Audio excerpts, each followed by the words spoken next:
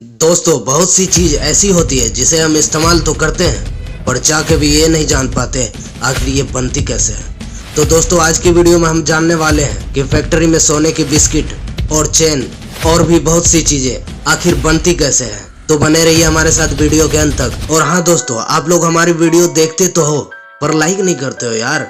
भाई लोग लाइक और डिसलाइक नहीं करोगे तो हमें पता कैसे चलेगा वीडियो आपको पसंद आ रही है या नहीं। तो सोचिए मत, एक लाइक कर ही दीजिए और सब्सक्राइब करना मत भूलिएगा। गोल्ड का आइटम बनते देखने से पहले ये भी जान लेते हैं कि आखिर ये गोल्ड आता कहाँ से है। तो बता दूं, सोना या जमीन या पहाड़ खोद कर निकाला जाता है या तो फिर बहती नदी की रेत छान कर। फिर गोल्ड को फैक्ट्री लाया जाता है और इसे पिघलाकर बिस्किट तैयार किया जाता है।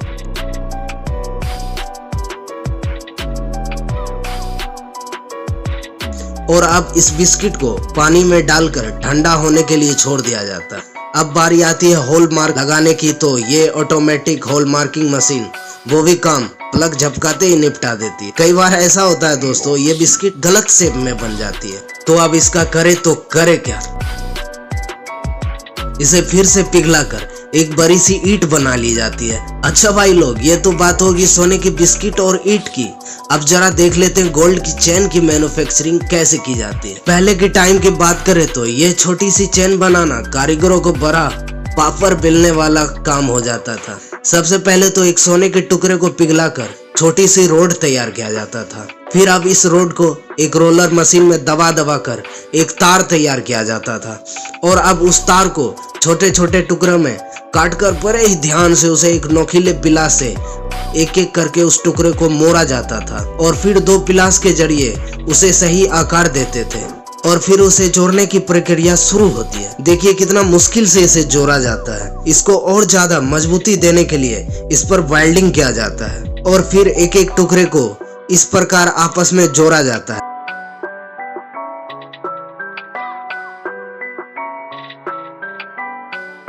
अब बारी आती है इसे चमकाने की और लीजिए हो गया आपका चेन तैयार। वहीं हम बात करें अब की फैक्ट्री मैन्युफैक्चरिंग की तो बहुत ही इजी होती है। जॉइंट देने से लेकर डिजाइन देना कितना आसान हो जाता है आप खुद देख सकते हैं।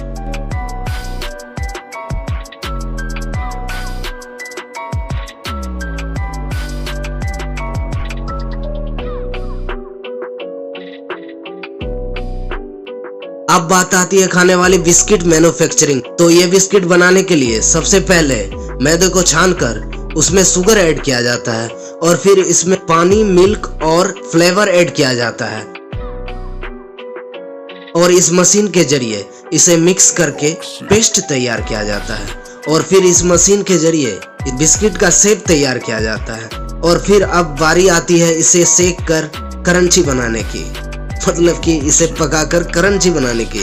तो आप देख ही सकते हैं किस तरह बिस्किट को पका के क्रंची बनाया जाता है। तो ये लीजिए आपका बिस्किट तैयार है। अब बारी आती है इसे पैक करने की।